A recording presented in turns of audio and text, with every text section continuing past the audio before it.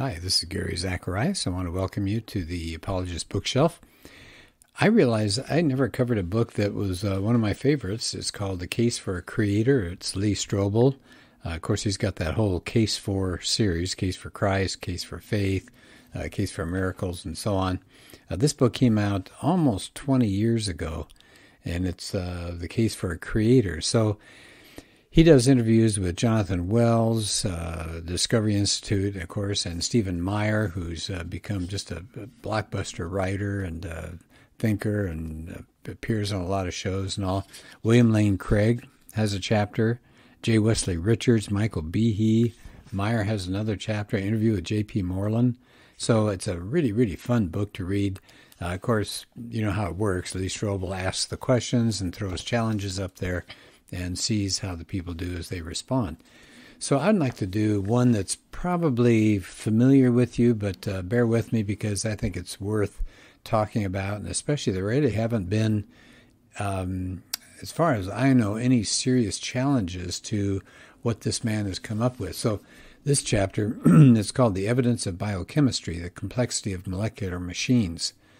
And I like what he's woven into this chapter. He starts with two quotations, one by Bruce Alberts. He's the president of the National Academy of Sciences.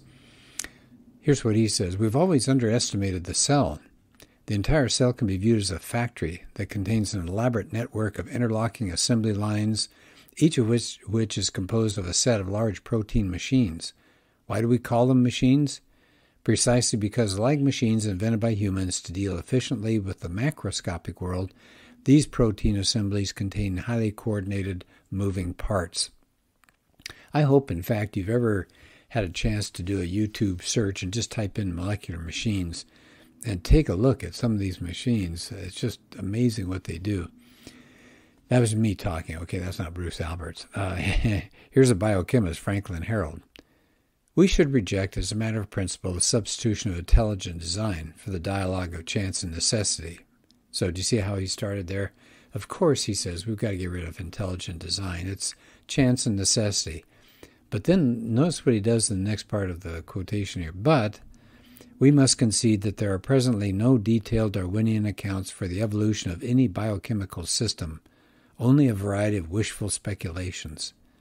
That's interesting. Here's a guy who buys into Darwinism, but he admits, he looks around, he says, all we have are wishful speculations. Isn't that an interesting phrase, wishful speculations? So he starts the chapter, of course, as he does all of his chapters, Lee Strobel does, with telling something about the person that he's going to interview. In this case, it's Michael Behe, and he said he was taught in parochial school that the entire process of how life came about was Darwinian evolution. So he thought, okay. And then he got into biochemistry, and he'd encounter these really complicated biological systems. And he would scratch his head and say, gee, I wonder how evolution created that. Well, somebody must know. And then he was doing some postdoctorate research on DNA at the National Institutes of Health. And so he started looking at how they were describing life getting started by naturalistic processes. And it said he began to become kind of skeptical because he said they started looking at the needs that you would have to get life started, proteins, a genetic code, a membrane, and so on. And subsequently after that, once the seeds of doubt got planted, then he read a book. Geneticist Michael Denton wrote a book called Evolution, a Theory in Crisis. And it said for the first time, Behe was exposed to somebody who had a scientific critique of Darwinism. He wasn't just a religious nut. In fact, this person was probably a skeptic, agnostic at least, and he was a thoughtful person, but he powerfully challenged whether Darwin's mechanisms of natural selection and mutation could explain how life got started and developed through the ages. So that book got him going. He began looking through the scientific literature. He was looking for, hoping he would find some kind of Darwinian explanation that he assumed was there about how life got started. So he looked all over the place. He said he would find scientists lovingly describing these complex interlocking biological systems, and then they would say, isn't it wonderful how natural selection put this together? But the how was always missing. Nobody ever said, and this is how it happened. And so he said there's a scientist who called the single-cell organism a high-tech factory. And this is what this other person has said. It said it's complete with artificial languages and decoding systems, memory banks for information storage and retrieval, elegant control systems that regulate the automated assembly of parts and components, error, fail-safe, and proofreading devices so that you can have quality control. Their assembly processes involve the principles of prefab and modular construction.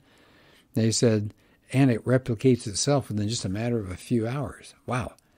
So Strobel's picked a good guy. So he sits down with Michael Behe and does the interview.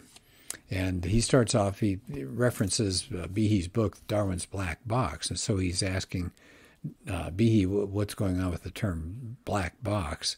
And Behe says, well, it's scientific use describing some kind of a system or machine that scientists find interesting, but they don't know how it works. He said, like a computer. He said, it's a black box for most of us. He said, you hit a key on the keyboard and you do some word processing, you play some games, but nobody has the foggiest idea, most people don't, of how a computer works. Now, he said the same thing was going on in Darwin's day as far as the cell goes. Scientists could look at a cell, they could see it, but it looked like a little glob of jello and a dark spot with a nucleus, and it could divide and it moved around, but they didn't know how it did any of these things. And most scientists thought that, the more we get into the cell, we're going to find that it's actually pretty simple. But the opposite happened. It was complexity, as Behe says, it's complexity all the way down. The cell is amazingly complicated, and it's run by micro machines that are the right shape, the right size, the right strength, the right interaction. It says that really challenges a test that Darwin provided. And so Behe says, what Darwin said in his Origin of Species, quote, if it could be demonstrated that any complex organ existed which could not possibly have been formed by numerous, successive, slight modifications, my theory would absolutely break down.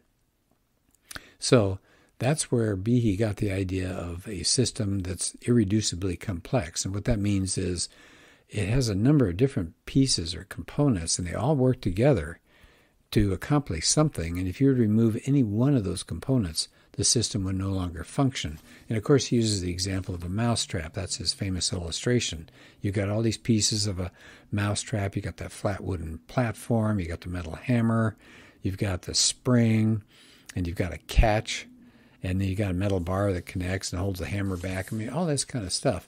Now, if you took away any of those parts, you wouldn't have a mousetrap that didn't quite work as well. You would have a mousetrap that didn't do anything.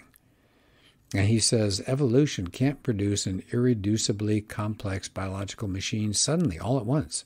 See, that's the problem, isn't it? If it's going to work, evolution has to produce every piece of that mousetrap all at the same time. But it's too complicated. And it said you can't produce it by numerous successive, just slight modifications of some earlier system, because any earlier system is going to be missing a part, and then it couldn't function. And he says life is actually based on these molecular machines. And so I'm going to skip over the mousetrap part because I'm sure you've heard of that one before. Then he talks about another thing that's amazing out there. It's the cilium. And the cilia are whip-like hairs on the surface of cells.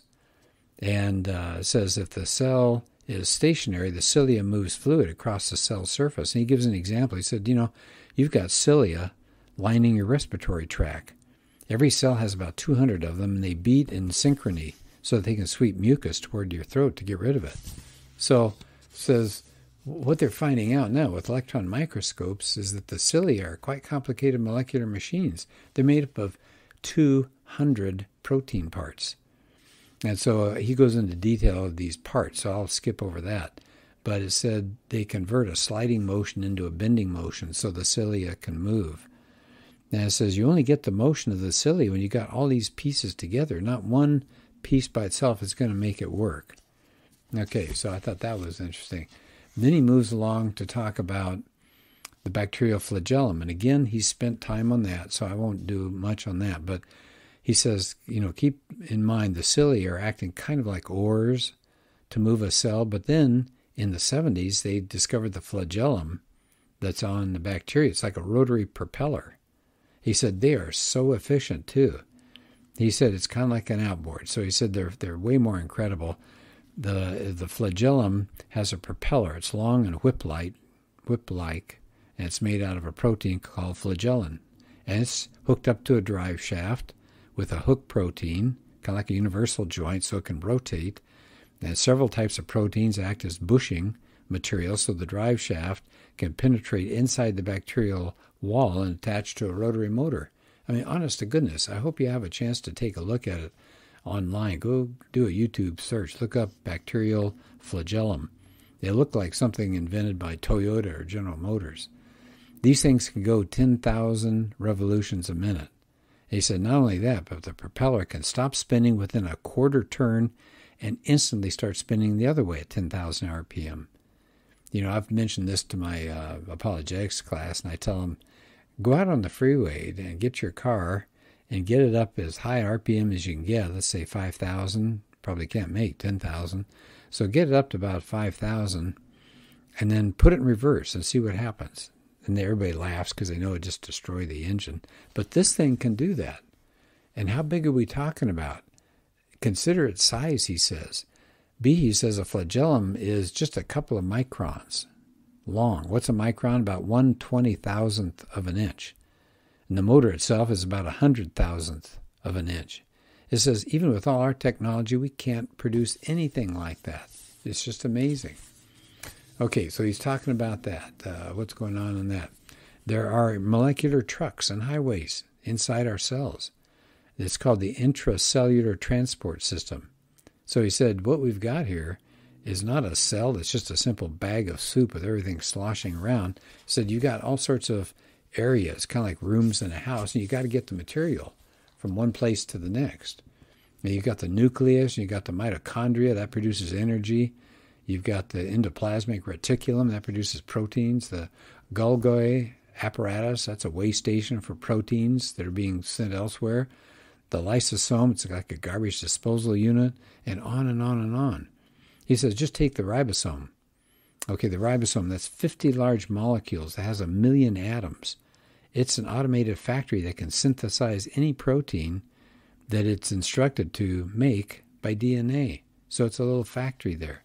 So amazing. He said, well, now you got to have molecular trucks and little highways for them to travel on. You have to identify which components are supposed to go into what truck. And so you've got all these things going on there, transporting all this material all the way across. He talks about blood clotting. Now, there's something else that was in his book, Darwin's Black Box, I thought was fascinating. He said blood clotting. Do you know there's something like 10 steps that use 20 different molecular components? Because, I mean, think about it. If you cut your arm, let's say, you want it to bleed a little bit at first to get rid of the impurity, but then you want it to clot. But then you want it to stop clotting, because if it keeps clotting and works its way up your arm and over to your heart, you're done for. So you have to have proteins signaling start to clot, stop the clot, and things like that. So you got all these things going on. Amazing. It says if you make a clot 20 minutes after all the blood is drained from your body, a little late, you're going to die. If the blood clot isn't confined to where the cut is, your whole blood system could solidify and you'll die. And what about making a clot? What if it doesn't cover the whole cut? Then you'll die. So just on and on and on. So let me skip over toward the end of the chapter, but I just thought you would appreciate hearing some of these things, not only the bacterial flagellum, which is pretty famous in the mousetrap analogy, but the cilia and the blood clotting mechanism and so on. So let me go down here toward the end of the chapter. He says, complex biological systems have yet to be explained by naturalistic means. He said, that's a fact. He said, even Darwinists admit that in their candid moments.